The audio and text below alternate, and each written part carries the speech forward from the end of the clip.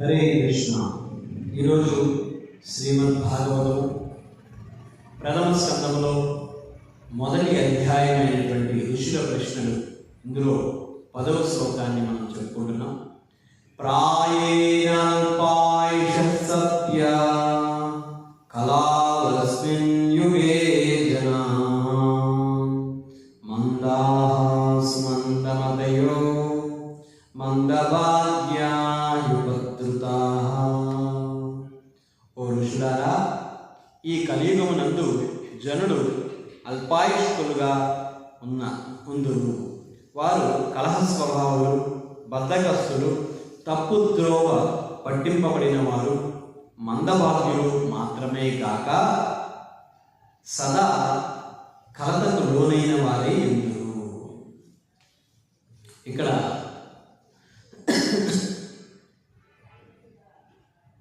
నైమిషారణ్యంలో ఋషులందరూ కూడా ఎవరి లాభము కొరకు సూత గోస్వామిని అక్కడికి ఆహ్వానించి సూత గోస్వామి ద్వారా శ్రీమద్ భాగవతం అనేటువంటి ఒక అమల పురాణము, శ్రీమద్ భాగవతంలో ఎక్కడ మలినం అనేటువంటిది లేదు, అమలం అని చెప్పన్నారు. అటువంటి ఈ పురాణ ఇతిహాసాన్ని ఈ గ్రంథరాజును సమస్త మానవాళికి తెలియపరచమని కోరుకుంటున్నారు. అందుకే వాళ్ళు ఏమడుగుతున్నారంటే, గడిచిన శ్లోకంలో సమస్త మానవాళికి శ్రేయోదాయకమైనటువంటిది ఏదైతే ఉందో దానిని ఉపదేశించుడు అని చెప్పి అడుగుతున్నారు.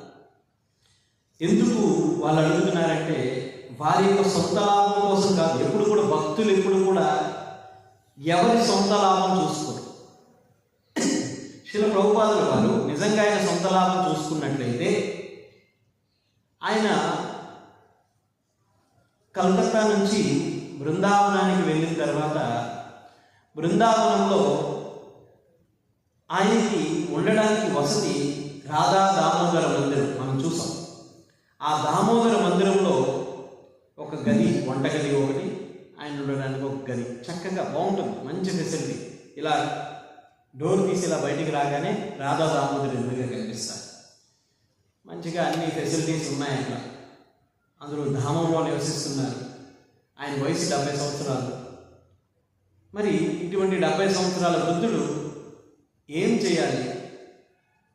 అందరూ సాధారణంగా అనుకుంటారు, ఎక్కడో చోటు కృష్ణ రామ అనుకుంటే అయిపోయింది. ఆయన ఎందుకు ఈ టెన్షన్ తీసుకున్నారు? అందరికీ ఈ కృష్ణ చైతన్యాన్ని ఆయన గురువు గారు పాశ్చాత్య దేశాల్లో ప్రచారం చేయమని చెప్పారు. ఎప్పుడు చెప్పారు? ప్రభుపాదుల వారికి 25 సంవత్సరాల వయసులో చెప్పారు. 25 సంవత్సరాల వయసులో ఆయన గురువు గారు ఒక ఆర్డర్ వేశారు. ఆయన ఎప్పుడు ఆ ఆర్డర్ని నిర్వర్తించారు? 70 ఏళ్ళు. అంటే మధ్యలో ఎంత గ్యాప్ ఉంది? 50 సంవత్సరాలు. గుర్తుంటుంది ఎవరికైనా? అసలు మనం నిన్న చెప్పిన విషయం మర్చిపోతాం కదా. నిన్న ఇంకోండి, ప్రభు ఈ పని చేయండి అంటే మర్చిపోతాం, మనం చేసుకునే దూరంలోనే పోతాం. కానీ ఆయన అంటే ఎంత గురువు నిష్ట చూడండి. 50 సంవత్సరాల క్రితం గురువు గారు ఒక మాట చెప్పారు. ఇప్పుడు ఆయన లేరు కూడా. ఎవరు చూశారు? ఆయన లేరు కదా. ఆయన నాకు మాట ఇచ్చినప్పుడు ఎవరైనా ఉన్నారా ఏంటి? మరి ఎందుకు ఆయన అంత త్యాగాన్ని ఎందుకు చేశారు? అంత తపస్సుని ఎందుకు తీసుకున్నారు? కారణం ఏంటంటే గురువు నిష్ట. ఇంకొకటి, సమస్త మానవాళి మీద, సమస్త సకల జీవుల పట్ల దయ కలిగి ఉన్నారు. ఇది కలిగి ఉండాలి. భక్తుడి యొక్క గుణం సకల జీవుల పట్ల దయ కలిగి ఉండాలి. అందుకని ఆయన తన శరీరాన్ని లెక్క చేయకుండా, తన శరీరానికి కావలసినటువంటి అవస్థను లెక్క చేయకుండా ఆయన అంత భయంకరమైనటువంటి ఓడ ప్రయాణం. నాకు తెలిసిన ఒక అబ్బాయి ఈ మధ్య అండమాన్ వెళ్ళాడంట. ఆ అండమాన్ వెళ్తే 3 రోజులు జర్నీ విశాఖపట్నం నుంచి. అండమాన్కి వెళ్తే అది ఓడ ప్రయాణం అంటే చాలా ఆహ్లాదంగా ఉంటుంది అని చెప్పి మనకి చూసే వాళ్ళకి చాలా అనిపిస్తూ ఉంటుంది. వాడు ఏం చెప్తున్నాడంటే, ఆ 3 రోజులు నరకం ఏంటో చూశాను నేను. ఆ 3 రోజులు విశాఖపట్నం ఇలా దాటిన వరకు బాగానే ఉంది. దాటిన తర్వాత వాడ సముద్రం మధ్యలోకి వెళ్ళిన తర్వాత ఇంకా ఎటువంటి నరకం అంటే ఒక రకమైన భయంకరమైనటువంటి అలలు వస్తాయంట. ఎండాకాలం అయితే కాస్త పర్వాలేదు, కానీ వర్షాకాలము శీతాకాలం అనేటువంటిది తిక్కలు. శీతాకాలంలో భయంకరమైనటువంటి చలి ఉంటుందంట దాంట్లో సముద్రంలో. వర్షాకాలము ఎప్పుడు 145 రోజులు ఎక్కువ వర్షాలు వస్తూనే ఉంటాయి సముద్రంలో, మనకు తెలియదు. భయంకరమైనటువంటి అలలు ఎక్కువ వస్తూ ఉంటాయంట. ఆ అలలకి వాడు ఏం చెప్తున్నాడంటే, కూర్చున్నా పడుకున్నా నిద్రపోయినా వాంతులు వస్తూనే ఉన్నాయంట. ఆ వాంతులు ఎలా ఉంటాయంటే, ఒక్కొక్కసారి నిద్రలో మనకి తెలియకుండా వాంతులు అయిపోతాయి. ఆ వాంతులు అయిపోతే ఒక్కొక్కసారి ఆ వామిటింగ్స్ మనకి బయటికి రాకుండా లోపలికి వెళ్ళిపోయి ఊపిరితిత్తుల్లోకి వెళ్ళిపోయి అవి స్ట్రక్ అయిపోయి చచ్చిపోయే ప్రమాదం కూడా ఉంటుందంట. ఎక్కడ? అండమాన్కి వెళ్ళాలి. అండమాన్ ఎంత? 3 రోజుల ప్రయాణం అంతే. ఆ 3 రోజుల ప్రయాణం జస్ట్ బే ఆఫ్ బెంగాల్ అంటే బంగాళాఖాతంలో ప్రయాణం అంతే, మహాసముద్రం కాదు, జస్ట్ అది ఒక చిన్న సముద్రం అంతే. అలాంటిది ప్రభుపాదుల వారు ఎన్నాళ్ళు ప్రయాణం చేశారు? 3 నెలల ప్రయాణం చేశారు. 3 నెలలు. ఎందులో? బంగాళాఖాతంలో మొదలయ్యారు. అక్కడి నుంచి వాడ అలా చుట్టూ తిరుక్కొని అటువైపు ఆస్ట్రేలియా మీదుగా ఇటువైపు ఇలా హిందూ మహాసముద్రంలోకి వచ్చి, హిందూ మహాసముద్రం నుంచి అట్లాంటిక్ మహాసముద్రంలోకి వచ్చి, అక్కడి నుంచి పసిఫిక్ మహాసముద్రంలోకి వచ్చి, ఎర్ర సముద్రం గుండా పసిఫిక్ మహాసముద్రంలోకి వచ్చి, ఆ పసిఫిక్ మహాసముద్రము అట్లాంటిక్ మహాసముద్రం భయంకరమైనటువంటి సముద్రాలు అన్నమాట. పసిఫిక్ మహాసముద్రంలో మధ్యలో పెద్ద పెద్ద ఐస్బర్గ్స్ ఉంటాయి అన్నమాట. ఐస్బర్గ్స్ మనందరికీ తెలుసు, టైటానిక్ సినిమా ఐస్బర్గ్ని గుద్దుకొనే అట్లా జరిగింది. సినిమాలో ఏదో చూపించారు కానీ అదంతా నిజంగా. అది డైవర్షన్లో ఐస్బర్గ్ను గుద్ది చచ్చిపోయింది, అది అంతా కూలిపోయింది. శ్రీ ప్రభుపాదుల వారు వెళ్తున్నప్పుడు ఒక్కొక్క చోట సముద్రం గడ్డగట్టేటటువంటి చలి ఉంటుంది, అంత భయంకరమైన చలి. అలాంటి ప్రదేశంలో అటువంటి సముద్ర ప్రయాణంలో ఆయనకి 2 హాట్ స్ట్రోక్స్ అన్నమాట. భయంకరమైనటువంటి సివియర్ హాట్ స్ట్రోక్స్. అంత భయంకరమైన హాట్ స్ట్రోక్స్ వస్తే ప్రభుపాదుల గారు ఒక డైరీ రాస్తున్నారు. ఆ డైరీలో ఏం చెప్తున్నారంటే, గురువర్యా, ఈరోజు నేను అదే కృష్ణుడికి లెటర్ రాశారు. ఏమనంటే, కృష్ణ, నా గురువు యొక్క మాటని నెరవేర్చడం కోసం నేను పాశ్చాత్య దేశాలకు వెళ్తున్నాను. ఈరోజు నేను అర్హుడిని అయితే నన్ను అక్కడికి పంపించండి, లేదంటే ఇక్కడ ఈ జీవత్సవల్లాగం చేయండి అని చెప్పాను. ప్రభుపాదుల వారు ఉదయం లేచి చూసేవాడికి నార్మల్గా ఉన్నారు, ఏమీ లేదు. ఆ స్ట్రోక్ ఎలా తగ్గిపోయిందో తెలియదు, ఎవరూ లేరు ఆయన చుట్టూరు. ఆయన స్ట్రోక్ తగ్గిపోయింది, ఆయన సాధారణమైనటువంటి వ్యక్తులుగా అయిపోయారు. ఒక 3 రోజుల తర్వాత కృష్ణాష్టమి వచ్చింది. ఆ కృష్ణాష్టమికి చక్కగా ప్రభుపాదుల వారు ఆయన తెచ్చుకున్నటువంటి పదార్థాలతో, ప్రభుపాదుల వారు దాని డబ్బులు లేవు, కేవలం 40 రూపాయలే ఉన్నాయి, 40 రూపాయలే ఉన్నాయి. ఆయన తెచ్చుకున్నటువంటి కొద్దిగా చపాతీ పిండి, అక్కడ వాళ్ళ దగ్గర చపాతీ పిండి అది ఇవి అడిగి వాటితో పదార్థాలు తయారు చేసి ప్రభుపాదుల వారు కృష్ణుడికి ఆఫర్ చేసి ఇవన్నీ పంచేవారు. ఎందుకు ప్రభుపాద చక్కగా రాధా దామోదర మందిరంలోనే ఉండి బృందావనంలో ఉండిపోవచ్చు కదా, ఎందుకు ఇంత టెన్షన్ తీసుకోవాలంటే, ఈరోజు ప్రభుపాదుల వారు ఆ ఒక్క అడుగు వెయ్యకపోతే, ఆ గురువు నిష్ఠ ఆయనకి లేకపోతే ఈరోజు ఇన్ని కోట్ల మంది భక్తులు తయారయ్యేవారు కాదు, ఇన్ని మందిరాలు తయారయ్యేవి కాదు. భక్తుడి యొక్క నడవడిక ఈ విధంగా ఉండాలి. మనం ఏదైనా ఒక పని చేశామంటే అది 10 మందికి శ్రేయోదాయకమై ఉండాలి. నేను ఒక్కడనే బాగుండాలి, నా సీటు పదిలంగా ఉండాలి అంటే ఎప్పుడు ఉండకూడదు. నా సీటు బదులుగా ఉండాలి, నేను ఒక్కడనే ఇలా ఉండాలి. మనం ఎలా ఉండాలంటే మనకున్నటువంటి గౌరవాన్ని ఈ క్షణంలో వదిలిపెట్టేయగలగాలి. ఈ క్షణంలో వదిలిపెట్టేయగలగాలి. వాడెవడో అమెరికా ప్రెసిడెంట్ గతంలో, ఇప్పుడు కాదు, గతంలో వాడి పేరేంటి కాదు, వాడు ఎలక్షన్స్లో ఓడిపోయాడు. అయినా సరే ఆ సీటు వదలడానికి ఇష్టం లేదంట వాడికి. ఆ సీటు వదలడానికి ఇష్టం లేదంట. అలా మనం భక్తులు తయారవ్వకూడదు. భక్తుడు ఏ విధంగా ఉండాలి అంటే ఎటువంటి సేవనైనా సరే ఉన్నతమైన అక్కడికి టెంపుల్ మందిర అధ్యక్షుడి పోస్ట్ నుంచి కింద పోస్ట్ వరకు చేయగలగాలి. ఆ స్థాయికి వెళ్ళిపోవాలి. అలా అంటే ఇంకా ఆచార్యులు ఏం చెప్తారంటే మనకున్న గౌరవాన్ని మలపు దొడ్డులోంచి బయటకు వచ్చినప్పుడు ఎలా అయితే వదిలేసి వచ్చేస్తామో, లోపల ఉండేటువంటి మలాన్ని విసర్జించి ఎలా అయితే వచ్చేస్తామో ఆ విధంగా వచ్చేయాలి. ఆ విసర్జించి అలా వచ్చేయాలి. అంటే దానితో పోల్చడం కాదు దాని అర్థం.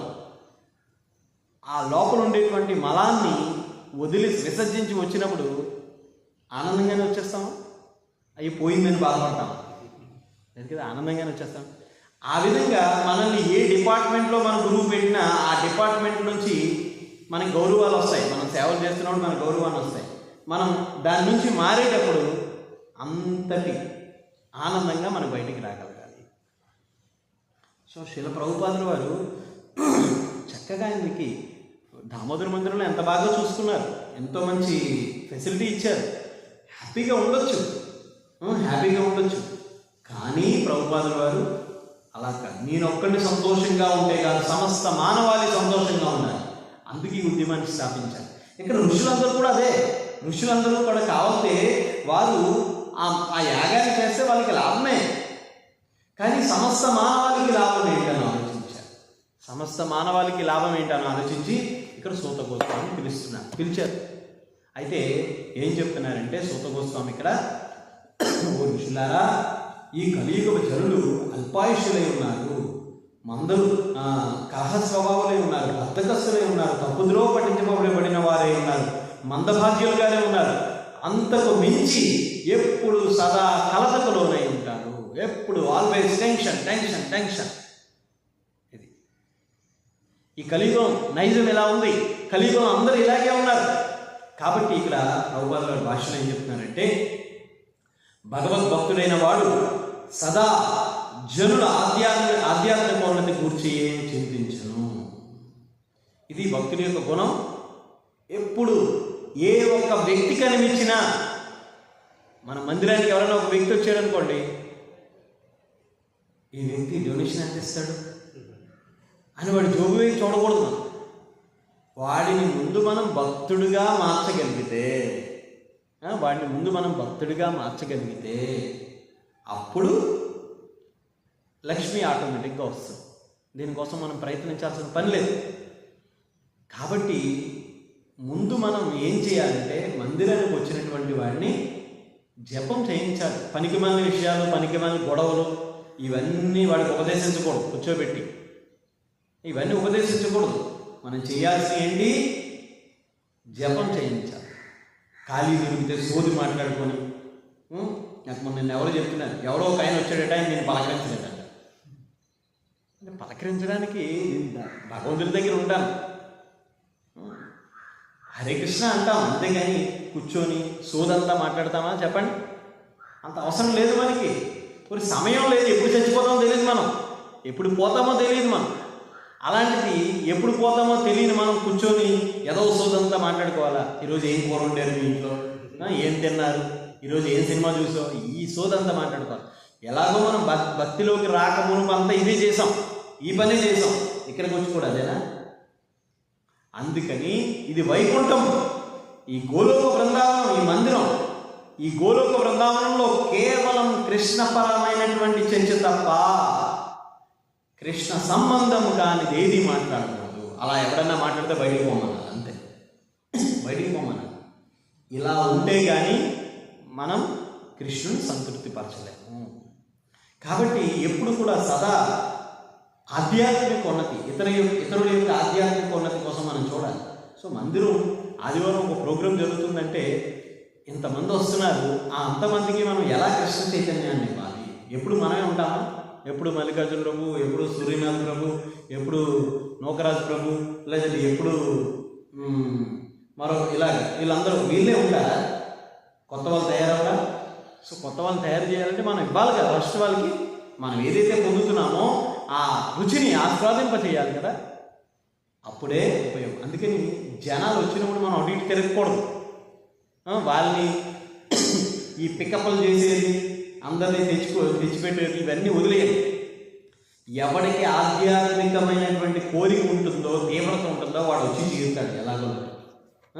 ఈ సినిమాకి వెళ్ళాలంటే ఆటో కట్టించుకొని వెళ్దా? సినిమాకి వెళ్ళాలంటే ఆటో కట్టించుకొని వెళ్దా? అయ్యా నేను సినిమాకి వెళ్తున్నాను, నన్ను కొద్దిగా అక్కడ డ్రాప్ చేయాలంటే ఎవడన్నా? ఇవన్నీ వదిలిపెట్టేయండి. ఆదివారం వచ్చిందంటే కొత్త వాళ్ళు వస్తున్నారు. మొన్న వారం ఎంత కొత్త వాళ్ళు వచ్చారు, ఎంతమంది వచ్చారు కొత్త వాళ్ళు. ఆ కొత్త వాళ్ళందరికీ ఎలా మనం కృష్ణ చైతన్యం వాళ్ళందరూ శనివారం వచ్చారు. శనివారం వచ్చి ఆ రోజు ఏకాదశి అయితే ఈరోజు ఏకాదశి పూట మీరు చాలా మంచి రోజు వచ్చారు ఇక్కడ మందిరానికి. ఒక్క మాల 10 నిమిషాలు నాతో పాటు చేస్తారని నేను చేయించాను ఒక 6-7 మందితో. ఆ 6-7 వచ్చారు. వాళ్ళు కాక ఇంకో 4 తీసుకొచ్చి మళ్ళీ జపమాలు తీసుకున్నారు. అంటే పుట్టిన ప్రతి ఒక్కడు మంచివాడే. కానీ ఈ కలి ప్రభావం మూలంగా ఏమవుతుందంటే రకరకాల తప్పు మార్గంలో వెళ్ళిపోతున్నారు. మనం ఎందుకు ఆధ్యాత్మిక కృష్ణుడు ఎందుకు ఎన్నుకున్నాడు మనల్ని ఎందుకు ఎన్నుకున్నాడంటే మనమేదో భక్తి చేసి పుణ్యం మూట కట్టుకోవడానికి కాదు. మనల్ని భగవంతుడు ఎందుకు ఎన్నుకున్నాడంటే సమస్త మానవాళి యొక్క రక్షణ మన భుజస్కంధాల మీద ఆధారపడి ఉంది. సో అందుకని భక్తులందరూ కూడా చాలా బాధ్యతగా ఉండాలి. ప్రతి ఒక్కరితో జపం చేయించగలగాలి. కేవలం జపం తప్ప నేను చెప్పే 2 గంటల ఉపన్యాసం వాడిని ఎవరిని మార్చదు. మనం పెట్టే మరొకటి మంచి రుచికరమైన భోజనం ఇవేమి మార్చదు. ఇవి ఎప్పుడు అవన్నీ సెకండరీ. ఎప్పుడు ఏమి మార్చగలుగుతుందంటే కేవలం మనం ఇచ్చేటటువంటి హరే కృష్ణ కృష్ణ కృష్ణ హరే హరే హరే రామ రామ రామ అని ఈ మంత్రము తప్ప మరొకటి ఏది మార్చదు. ఈ మంత్రం చేస్తూ భగవత్ ప్రసాదం అంటే ఇంకా త్వరగా మారుతాం. ఈ మంత్రం చేస్తూ భగవన్ నామాన్ని వింటే ఇంకా త్వరగా మారుతాం. ఈ మంత్రం చేస్తూ భజనలో పాల్గొంటే త్వరగా మారుతాం. నువ్వు ఈ మంత్రం తప్ప మిగతా అన్నీ చేస్తానంటే జపం చేయనండి, సేవ మాత్రం చేస్తాను. జపం చేయనండి, ప్రసాదం మాత్రం వింటా. జపం చేయనండి, భాగవతాన్ని మాత్రం వింటా. జపం చేయను, పుస్తకాలు చదువుతాను. ఏమీ ప్రయోజనం లేదు మనకి. సో మనకి ప్రయోజనం చేకూరాలంటే మనం ఏం చేయాలి? జపం చేస్తూ ఇవన్నీ చేయాలి. ఏం చేసినా జపం, ఏం చేసినా జపం, ఏం చేసినా జపం, అంతే. అది చేయాలి. అలా చేస్తే మనం ఆనందంగా ఉండగలుగుతాం. తర్వాత ఈ నైమిషారణ్యం నందలి ఋషులు కలియుగ జనుల యొక్క స్థితిగతులను విశ్లేషించి వారు అల్పాయుష్కులని దూరదృష్టితో తెలియగలిగింది. కలియుగం నందు ఆయు పరిమాణం తరిగిపోవడానికి కారణము ముఖ్యంగా ఆహారపు అలవాట్లే. ఆహారం అలవాట్లు కృష్ణుడు భగవద్గీతలో చెప్తారు, యుక్తాహార విహారస్య యుక్త చేష్టస్య కర్మసు. ఆహారం మనం భుజించే ఆహారం కూడా యుక్తంగా ఉండాలి. 24 గంటలు తింటూ కూర్చున్నాం అనుకోండి, తర్వాత జన్మ ఏంటో తెలుసా మనకి? పంది జన్మ వస్తుంది. అప్పుడు ఏం చేస్తాం? డ్రైనేజ్లో కూర్చొని 24 గంటలు ఆ ఎల్లో ఫుడ్ తినడమే. 24 గంటలు డ్రైనేజ్లో కూర్చొని తర్వాత జన్మలో. సో కాబట్టి ప్రభుపాదుల వారు సిస్టమ్ పెట్టారు మన ఇస్కాన్కి. అది ఏంటంటే ఉదయం 10 గంటలకి భోజనం, సాయంత్రం 4 గంటలకి, పొద్దుపోకుండా సాయంత్రం 4 గంటలకి భోజనం చేయాలి. 4 గంటల తర్వాత కడుపు కట్టాలి. ఎక్కడో చెప్తాడు ఎవడో ఒక ఆయన వచ్చి, నేను ఉదయాన్నే 7 గంటలకు తినేస్తాను రోజు, మళ్ళీ 10 గంటలకు తినేస్తాను, మళ్ళీ మధ్యాహ్నం 12ంటికి తినేస్తాను, సాయంత్రం 4 గంటలకు తినేస్తాను, రాత్రి 7ంటికి తినేస్తాడట, మళ్ళీ రాత్రి 9ంటికి తినేస్తాడట. ఒక్కోసారి మిడ్ నైట్ ఆకలేస్తే 12 కూడా లేస్తే తింటాడు. నువ్వు మనిషివే పందిరా అంత అనిసార్లు తినడానికి. ఎక్కువ సార్లు ఎప్పుడైతే మనం తినడానికి దృష్టి పెడతామో, మనకి ఆధ్యాత్మిక చింతన ఉండదు. ఎక్కువ తింటూ ఉంటే ఏమొస్తుంది? నిద్ర వస్తుంది. తమో గుణానికి వెళ్ళిపోతాం. అనవసరంగా ఎక్కువ తినకూడదు. మన శరీరంలో మన పొట్టలో జీర్ణాశయంలో సగభాగం ఆహారం ఉండాలి. మిగతా సగంలో సగభాగం నీళ్ళు ఉండాలి. ఇంకో సగభాగం గాలి ఉండాలి. అప్పుడు మిక్సీ వేయండి ఒకసారి. మిక్సీలో పప్పు వేసారు చట్నీకి. ఆ పప్పు ఉత్తి పప్పు వేస్తే నలుగుతుందా? ఏం చేయాలి? పప్పు పోని మిక్సీ కప్పు నిండగా వేస్తారు, నలుగుతుందా? నలగదు. సగం వేయాలి అంటే మిగతాది గాలి ఉండాలి. మిగతా దాంట్లో అది బాగా నలగాలి అంటే పప్పు నీళ్ళు ఉండాలి. సేమ్ మన బొజ్జ కూడా అంతే. అంతేగాని నువ్వు ఏదో మతాబీ కూరినట్టు కూరుతుంటే, చుంచుగుడ్డు కూరినట్టు కూరుతుంటే లోపల వెళ్తుంది అది. ఇంక నిద్రే వస్తుంది, భక్తి ఎక్కడ వస్తుంది మనకి? మనం రాత్రులు బాగా తిని పడుకుంటే పొద్దునికి కనురెప్పలు మన చేతిలో ఉండవంట, లెగవంట, ముసుగుపోతూ ఉంటాయండి. అందుకని అనవసరంగా ఆహారం కూడా ఎక్కువ తీసుకోకూడదు. ఎవరు చెప్తున్నారు నాకు మొన్న. అక్కడంట వాళ్ళు టెంపుల్లో రోజుకి 5-6 సార్లు తింటారట. అందుకని ఇక్కడ వీళ్ళు పెట్టలేదు, అందుకని ఆయన వెళ్ళిపోయాడు అని చెప్పి కబుర్లు చెప్తున్నారు. ఒకవేళ పెట్టలేదే అనుకోండి, ఏ టెంపుల్లో పెడతారు చెప్పండి? రోజుకి 6 సార్లు ఎవరైనా పెడతారా? మీ ఇంట్లో తింటారా 6 సార్లు రోజుకి? మీ ఇంట్లో తింటారా? ఏ టెంపుల్లో అయినా సరే రోజుకి 2 సార్లు రోజులు ఉంటాం. నేను బ్రేక్ఫాస్ట్ తింటానండి, నాకు పూరి చేయండి ఇవాళ. మనకి నచ్చింది చేయడానికి లేదు. నేను 20 సంవత్సరాల నుంచి ఉన్నాను ఇస్కాన్లో. ఉదయం రైస్ దాల్ సబ్జీ అంతే, మళ్ళీ సాయంత్రం రైస్ దాల్ సబ్జీ అంతే. ఇంకొకటి ఒక ఆప్షన్ లేదు. నేను పెసరట్టు తింటాను, ఉప్మా తింటాను, నాకు ఇది కావాలి. ఆశ్రమం నచ్చినట్టు ఉండటానికి కుదరదు. ఆశ్రమం వాతావరణాన్ని పాడు చేయకూడదు, ఎప్పుడు కూడా చెడగొట్టకూడదు. ఆశ్రమంలో రూల్స్ అండ్ రెగ్యులేషన్స్ ఉంటాయి, విధి విధానాలు ఉంటాయి. ఇంకా ఇప్పుడు పర్వాలేదు, కుక్ చేసి వండుతున్నాం. ఒకప్పుడు ఆశ్రమంలో కుకింగ్ ఉండేది కాదు, కందమూలాలు తినేవారు. అలా పెడదామా? పారిపోతారు అలా పెడితే. సో అనవసరంగా నాలుగు ఏది తిరుగుతుంటే అది మాట్లాడేకూడదు మనం. ఇక్కడ ఎందుకు మన సిస్టమ్, మనకి విధానం ఎందుకు ఇచ్చారు? కలియుగము ఎందుకు మనకి ఆయుష్ క్షీణించిపోతుంది అంటే, ఆయుష్ ఎందుకు క్షీణించిపోతుందంటే ఆహారపు కొరత కాదు, ఆ క్రమరహితమైనటువంటి ఆహారపు అలవాట్లే. అందుకు ముఖ్య కారణం. చక్కని అలవాట్లు కలిగి తగిన ఆహారం స్వీకరించినచో ఎప్పుడు ఆరోగ్యవంతంగా ఉంటాము. సో మనకి ఆయుష్ హీనమైపోతుందంటే కారణం మితిమీరిన ఆహారం తింటున్నారు, తినకూడని ఆహారం తింటున్నారు ప్రజలందరూ కూడా. ఈరోజు జంక్ ఫుడ్, విపరీతమైనటువంటి జంక్ ఫుడ్కి అలవాటు పడిపోయారు. ఆ జంక్ ఫుడ్ ఆ ఆయిల్స్ని విపరీతంగా మరిగించి వాటిని ఉపయోగిస్తున్నారు. ఇలాంటి ఆహారం తినడం మూలంగా జనులు 90% జనులకి అనారోగ్యం ఎక్కడి నుంచి వస్తుందంటే ఆహారపు అలవాట్లే. తిన్నంతకాలం తినేసి ఇప్పుడు నేను మొలకలు తింటాను, లేదంటే సిరిధాన్యాలు తింటాను, పనికిరాదు. మొదటి నుంచి ఉండాలి నీకు ఈ అలవాటు, మొదటి నుంచి ఉండాలి. తిన్నంతకాలం గడ్డంతా తిన్నావు, బజార్లో దొరికే మనమంతా తిన్నాం. సో మరి ఇప్పుడు మారిపోతానంటే ఎట్లా అవుతుంది? మొదటి నుంచి మనం ఎలా ఉంటే మన బిడ్డలు కూడా అలాగే ఉంటారు. పిల్లలు తీసుకెళ్ళడం, రోడ్డు మీదకి పానీపూరి తిప్పించడం. ఆ పానీపూరిలో మొన్న ఎప్పుడో ఉప్పు లేకపోతే మూత్రం పోసాడంటే వాడు ఆ రసంలో, ఆ రసమే తాగేశారు వాడు.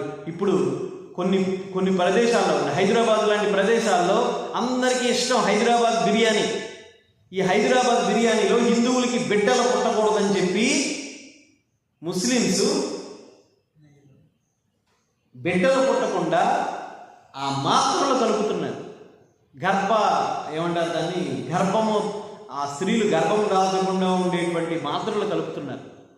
ఇవన్నీ చూస్తున్నాం. నిన్న కాక మొన్న ఈరోజు పేపర్లో కూడా వచ్చింది.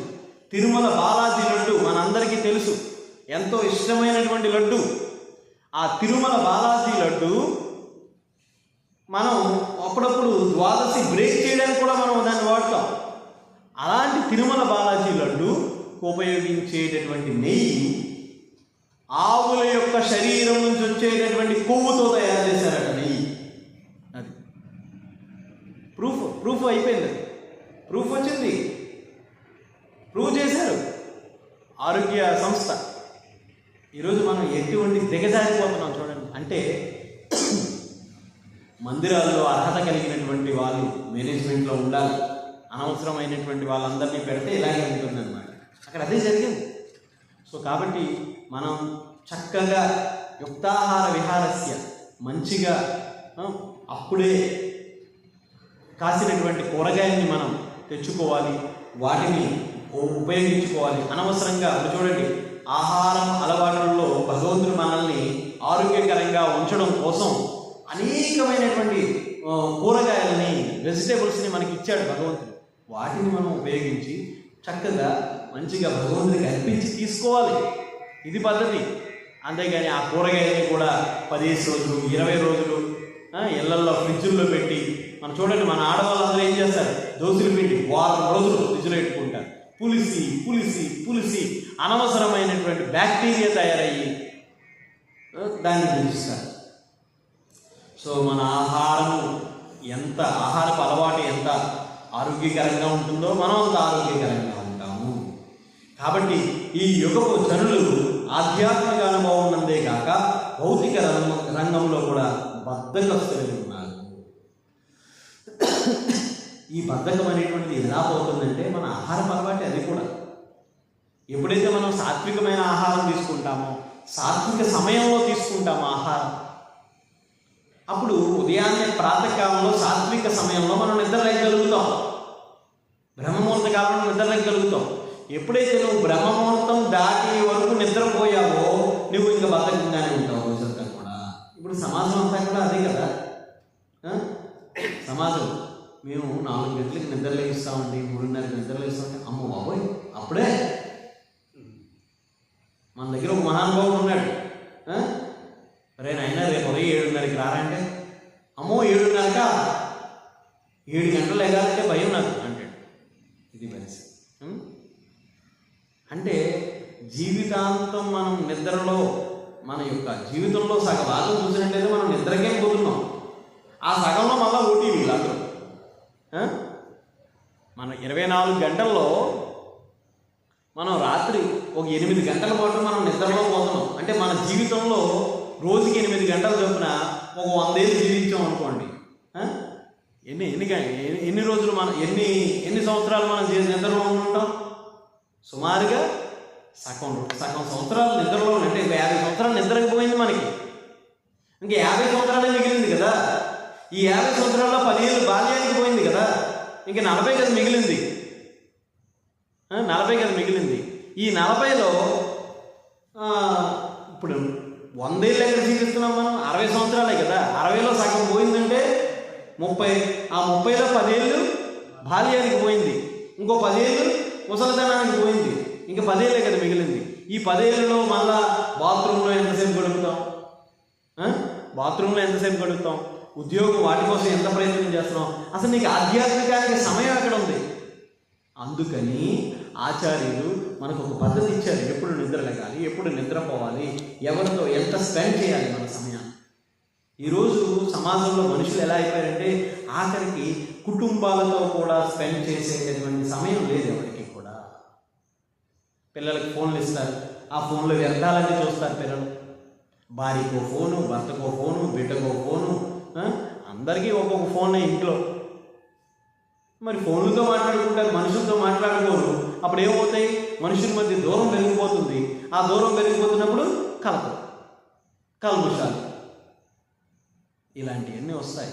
కాబట్టి మన శాస్త్ర విధానం ఏదైతే చెప్పి ఉందో అదే కరెక్ట్ విధానము, అదే అసలైనటువంటి సరళమైనటువంటి జీవితానికి ఉన్నతమైన మార్గము, శాస్త్ర మార్గము. కాబట్టి ఇక్కడ చెప్తున్నారు, కలియుగపు జనులు వివిధములైనటువంటి రాజకీయ వర్గములకు మరియు సంగములకే కాక చలనచిత్రములు, ఆటలు, జూదము, క్లబ్బులు, లౌకిక జ్ఞానమును గూర్చి గ్రంథశాలలు, పుస్సాంగత్యము, ధూమపానము, తాగుడు, మోసము, దొంగతనము వంటి వ్యసనాలకు బలియగుచున్నారు. ఈ కలియుగ జనులు ముఖ్యంగా రాజకీయానికి భక్తులు చాలా దూరంగా ఉండాలి. అది మనల్ని ఎక్కడో చోట పతనం చేసేస్తుంది. ఎందుకంటే ఆ రాజకీయ వర్గాలు, సంఘములు, నేను ఈ సంఘంలో సభ్యుడినండి, ఈ పార్టీలో నేను మెంబర్నండి, అవేం మనకు ఉపయోగం లేదు. ఒకవేళ నువ్వు రాజకీయంలో ఉంటే ఓ పెద్ద స్థాయిలో ఉండాలి, అప్పుడు నువ్వు భక్తులకు ఉపయోగపడగలుగుతావు. నువ్వు కార్యకర్తగా ఉండి ఎవరికి ఉపయోగపడతావు? నువ్వు కార్యకర్తగా జెండా మోస్తావు, మమ్మల్ని అందరినీ జెండా మోయమంటావు వెనకట్లా. సో ఉపయోగం లేదు. అందుకు నువ్వు ఒకవేళ రాజకీయంలో ఉండగలిగితే ఒక ఎమ్మెల్యే స్థాయి, ఒక ఎంపీ స్థాయి, లేదంటే ఒక ముఖ్యమంత్రి స్థాయి ఉండాలి. అలా ఉండగలిగితే మణిపూర్లో ఒక రాజు ఉన్నాడు. ఆ రాజు మన భక్తుడై ఉన్నాడు, నరోత్తమ దాస్ ఠాకూర్. రాధాకృష్ణ ప్రాణమోరు జుగలా కిషోరా, ఈ పాటను రచించారు. అద్భుతమైన కీర్తనలు, ఎన్నో కీర్తనలు ఆయన రచించారు. ఆయనకి శిష్యుడే ఉన్నాడు. ఆ రాజు ఏ విధంగా రాజ్యాన్ని పరిపాలిస్తున్నాడంటే, ఆ ఊరిలో, ఆ రాజ్యంలో ప్రతి ఒక్కడు ఏకాదశి చేయాలి. ఎవడైనా ఏకాదశి పాటించకపోతే శిరస్ఛేదనం అన్నాడు. మరి ఏకాదశి పాటించినప్పుడు ఏకాదశికి సంబంధించిన అన్ని ప్రొవైడ్ చేయాలి కదా, రాజు అన్నీ ప్రొవైడ్ చేసేవాడు. ఏకాదశి తీసుకోవడానికి భోజనం, ఏకాదశి భోజనం, తర్వాత కథాకాలక్షేపం, భగవన్నామ సంకీర్తనలు, ఇవన్నీ ఏర్పాటు చేసేవాడు. అలా మనం ఒక రాజు స్థాయిలో కానీ ఉంటే మనము ప్రజలందరినీ భక్తులుగా మార్చగలుగుతాం. నువ్వు కార్యకర్తగా జెండా మోస్తూ ఉంటే ఎవరికి ఉపయోగపడతావు నువ్వు? అందుకని అటువంటి స్థాయి మనకు అవసరం లేదు. ఎప్పుడో నేను ఆ స్థాయికి వెళ్తానండి, నువ్వు ఈ లోపల ఆ స్థాయికి వెళ్ళి తెల్లారిపోద్ది అంతా, మా సమయం అంతా వృధా అయిపోతుంది. సో కాబట్టి మనకంత సమయం లేదు. తర్వాత సినిమాలు, చలనచిత్రాలు, ఆటలు, జూదము, క్లబ్బులు, ఇవేమీ అసలు కృష్ణ చైతన్యానికి పనికిరావు. కృష్ణ చైతన్యానికి పనికిరావు. నేను పొద్దున్నే బ్యాడ్మింటన్ ఆడడానికి వెళ్ళిపోతానండి, ఉపయోగం లేదు. నువ్వు చక్కగా లేదు నేను ఆరోగ్యానికి వెళ్తున్నానండి అంటే, ఆరోగ్యానికి మంచి ఆహారం తీసుకో, భగవన్నామ సంకీర్తనలో పాల్గొ, భగవత్ సంకీర్తనలో నృత్యం చేయి, ఉదయాన్నే ప్రాతకాలంలో మంచి శ్రవణాన్ని విను. సో ఈ విధంగా చేస్తూ ఉంటే ఈ ఆటల జోలికి వెళ్ళాల్సిన అవసరం లేదు, ఈ క్లబ్బులకి వెళ్ళాల్సిన అవసరం లేదు, ఈ సంఘాల్లో పాల్గొవాల్సిన పని లేదు, లౌకిక జ్ఞానాన్ని తెలుసుకునే గ్రంథాలయాలకు వెళ్ళాల్సిన పని లేదు. ఈ కలియుగ జనులు వీటికి ఆసక్తులైపోయి ఉన్నారు. అందుకు వాళ్ళ హృదయం అన్నీ కలత చెంది ఉన్నవి. అలాగే ఈ కలియుగంలో గురువులు కూడా అటువంటి గురువులే ఉన్నారు. ఇక్కడ పోనీ ఏదో అదృష్టం కొద్దీ ఎక్కడో చోట కాస్త ఆధ్యాత్మికమైనటువంటి జ్ఞానం లభించింది అంటే, దురదృష్టవశాత్తు అది ఎటువంటి జ్ఞానం అంటే, అది ఎటువంటి జ్ఞానమై ఉన్నదంటే, అది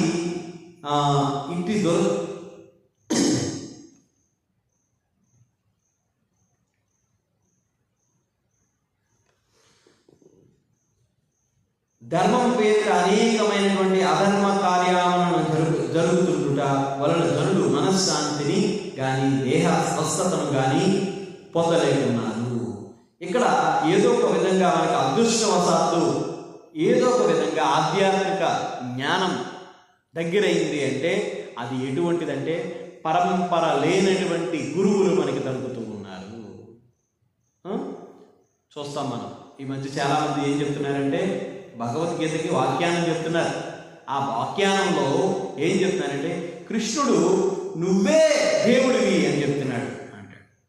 ఇంకా నేనే దేవుణ్ణి అనుకుంటే ఇంకా వాడు ఇవన్నీ అభ్యసించాల్సిన పనే ఉంది. సో కాబట్టి కృష్ణుడు అర్జునుడికి చెప్తూ ఉన్నాడు ఏమనంటే కృష్ణుడు ఏ విషయంలోని అర్జునుడు చెప్పినటువంటి సందర్భంలో రాజీ పడలేదు. ఎప్పుడు కూడా రాజీ పడలేదు. కృష్ణుడు ఏం చెప్తున్నాడో అది చేయమన్నాడు అంతే. ఎందుకంటే ధర్మంతు సాక్షాత్ భగవత్ ప్రణీతం. ధర్మం భగవంతుడి నుంచి పుట్టింది కాబట్టి భగవంతుడు ఏం చెప్తున్నాడో అది ధర్మం. కాబట్టి మనం ఈ కలియుగంలో చేయాల్సిన పని ఏంటంటే సత్వగుణం ఆహారం తీసుకోవాలి, సత్వగుణంలో ఆహారం తినాలి, అలాగే యుక్తాహారం ఉండాలి, అది భగవత్ ప్రసాదమై ఉండాలి. అలాగే సాంగత్యం కూడా కేవలం భక్తులతోనే సాంగత్యం చేయాలి. అనవసరమైన ఆటలకు వెళ్ళడము, రాజకీయాల్లో తిరగడము, సంఘాల్లో సభ్యులుగా ఉండడము, జోద క్రీడకు వెళ్ళడము, అలాగే అనవసరమైనటువంటి క్లబ్బుల్లో మీటింగులకి వెళ్ళడము, లౌకిక జ్ఞానాన్ని పొందేటటువంటి గ్రంథాలయాలకు వెళ్ళడము, దుస్సాంగత్యం చేయడము, ఇటువంటి వాటికి దూరంగా ఉండాలి. అలాగే పరంపర లేనటువంటి గురువుల జోలికి కూడా మనం వెళ్ళకూడదు. ఆధ్యాత్మిక సంఘాలకు వెళ్ళకూడదు. పరంపర లేనటువంటి ఆధ్యాత్మిక సంఘాలకు వెళ్ళకూడదు. ఇది కలియుగం కాబట్టి ఇటువంటి వ్యక్తులందరూ ఉంటారు. కాబట్టి మనం భక్తుడిగా కనీసం మన చుట్టూ ఉండేటటువంటి వాళ్ళనన్నా సరే మనం మార్చగలగాలి. హరే కృష్ణ. గ్రంథరాజ్ శ్రీమద్ భాగవత మహాపురాణ కీ జగద్గురు శిల ప్రభుపాద కీ జయ.